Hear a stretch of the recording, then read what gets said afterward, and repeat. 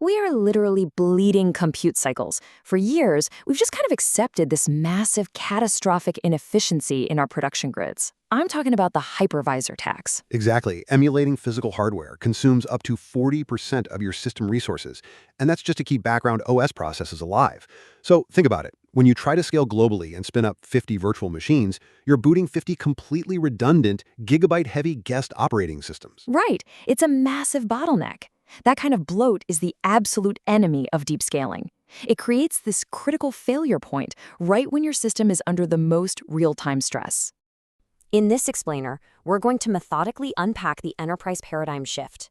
We are moving away from that heavy hardware emulation and stepping into an era of incredibly lightweight, ephemeral processes. We're going to strip away all the high-level marketing fluff. We want to look directly at the structural engineering, the real trade-offs, and those deep kernel primitives that actually define modern infrastructure. But before we dive too deep, I want you to hold this core architectural dilemma in your mind. How do we achieve true millisecond elasticity and hyperdensity without sacrificing the strict, hardware-level security posture of a traditional virtual machine? The answer to that, well, it isn't just buying and adding more hardware. It's about fundamentally changing what we actually virtualize. When you compare the heavy iron of traditional virtual machines, which, let's be honest, are just completely burdened by the weight of full hardware abstraction, to the modern container paradigm, the shift is profound. Exactly, because instead of virtualizing the hardware with a hypervisor, we're virtualizing the application layer itself. The container packages the code, the runtime, and all the dependencies into this clean, standardized, portable unit that runs directly on the host's operating system. So let's get into Act 1, the old grid versus the neon grid. The trade-offs in the raw metrics here are just stark. A legacy virtual machine has a footprint you measure in gigabytes, and it takes literal minutes to boot up. It's a stateful, long-lived entity. It's essentially a pet that requires constant patching, feeding, and care. Now compare that to a modern container. We're talking megabytes, booting in milliseconds. It is totally immutable and ephemeral. Look, when a massive global traffic spike hits, you literally cannot react if your infrastructure takes 3 minutes to boot. Deep scaling absolutely demands the millisecond reality of dynamic kernel sharing. Moving on to Act 2, forging the construct. You have to realize the architectural integrity of a container is forged at its very first line of code. A naive Docker file pulls a massive gigabyte-plus base image. It invalidates its own layer cache on basically every minor file change. And, crucially, it runs implicitly as the default root user, which is a nightmare. The standard disciplined approach is so much sweeter for a production environment. You utilize a super lightweight Alpine base, you optimize that layer caching by logically separating your dependency installation from your code copying, and you establish the principle of least privilege by strictly dropping root access right out of the gate. Because treating a container like a virtual machine introduces some really severe vulnerabilities. First off, you suffer from massive image bloat. You end up shipping unnecessary build tools and OS libraries directly into a live production environment. And then your autoscaler's reaction time is just totally destroyed. Why? Because it has to pull over a gigabyte of payload across the network before it can even start. And honestly, worst of all, failing to drop those kernel capabilities creates these wide open privilege escalation vectors for literally any attacker who manages to breach the application layer. Taking this even further, the true enterprise approach uses a distro-less build mechanism. By utilizing a multi-stage architecture, all the heavy lifting of compilation happens in stage 1, but only the perfectly compiled artifacts are moved into the final production image. Right, so the base image has no shell, no package manager at all. This slashes the network payload by up to 90% and shrinks your attack surface down to an absolute bare minimum. It is literally the structural foundation of deep scaling. Which brings us to Act 3, the Megacorp pipeline. Operating at true scale, the absolute golden rule is immutable infrastructure. Patching a running instance in place is risky, it's completely unpredictable, and it inevitably leads to these beautifully unique but utterly fragile snowflake servers. Exactly. In the container world, we never patch in place. If an update is required, we destroy the old container entirely and spin up a newly built, cryptographically verified image. Reverting to a stable state becomes as simple as mathematically rolling back to a previous image hash. To maintain that kind of strict discipline across all your environments, we rely heavily on declarative application specifications.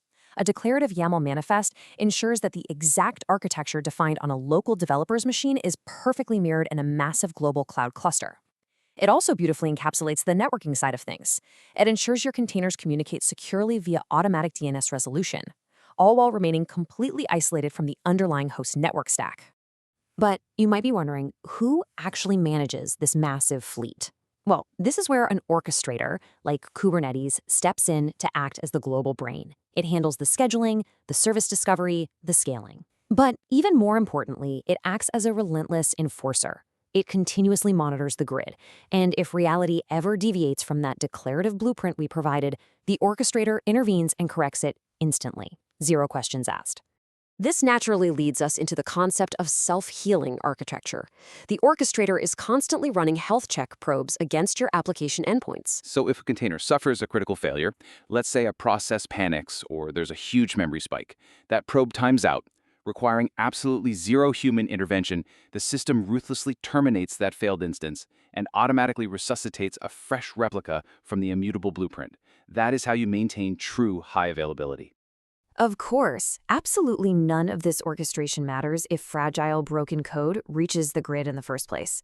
Automated testing and incredibly rigid CI/CD pipelines are your mandatory gatekeepers. For sure, because no matter how perfect your orchestrator is, a careless Friday afternoon commit with a basic syntax error will still bring down the entire grid if you let it slip into production. You simply cannot achieve hyperdensity without strict, automated verification. Now for Act 4. Black ice and deep scaling. So, how do we actually trust processes that are all sharing a single kernel? Well, we rely on the absolute lowest levels of the Linux operating system to forge our defenses. And the first primitive here is the namespace, which provides the incredibly convincing illusion of complete isolation. Think of it like this. The PID namespace ensures a container only sees its own processes. The network namespace grants it a completely private IP. The mount namespace gives it a private file system. These invisible, impenetrable walls are constructed directly by the host kernel, perfectly replicating VM isolation, but without any of that hypervisor overhead. But, isolation of vision is not enough. We must also isolate consumption. Control groups, or C groups, act as our resource regulators.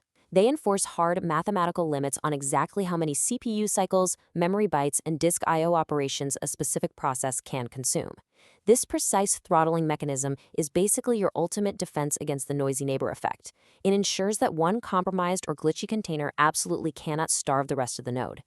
When you finally synthesize these concepts, you realize the host OS kernel becomes the ultimate foundation. Orchestrating namespaces for that strict isolation and C groups for rigid resource regulation, it entirely replaces the need for a hypervisor. The container engine is really just routing these kernel primitives to structure the environment. It allows massive applications to seamlessly run side by side with near zero performance overhead. And then we layer our default security posture right over those primitives. We implement rootless mode, seamlessly mapping internal root users to unprivileged host users. We drop native Linux capabilities, and we wrap the whole container in strict AppArmor profiles and seccomp filters. The effect is just absolute control. Even if an application is breached, the attacker suddenly finds themselves trapped in a highly restricted, heavily monitored cage. They have absolutely zero path to the underlying host system. We willingly accept the trade-off of resource starvation here. We apply hard C-group clamps to intentionally crash a container rather than let it cause a massive, host-wide out-of-memory cascade. Furthermore, we physically lock down the entire pipeline with Docker Content Trust.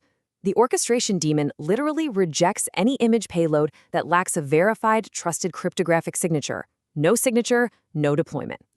This incredibly rigorous discipline is exactly what allows us to define true deep scaling. It's not just horizontal expansion, it is the pure mathematics of optimal bin packing.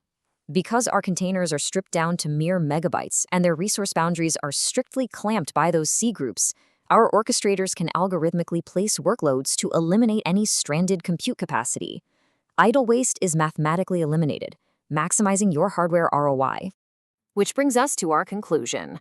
Relying on a monolithic architecture is a massive liability in today's hyper-accelerated economy. A true cybernative enterprise recognizes that actual agility requires security and scale to be engineered at the very first line of code. It has to be a complete end-to-end philosophy. So let's close our open loop. How do we achieve millisecond elasticity with ironclad isolation? The answer is this precise architectural posture. We utilize distroless builds to completely strip the attack surface. We enforce strict C-group limits to prevent any cascading failures. We mandate rootless execution to neuter privilege escalation. And we commit absolutely to immutable ephemerality. By mastering these underlying kernel primitives, we completely remove the hypervisor tax and truly unlock the grid. So as you review your own deployments today, we want to leave you with this final question to ponder. Are your systems structurally built to seamlessly scale, or are you just patching a heavy, rusted monolith, waiting for it to finally crack under the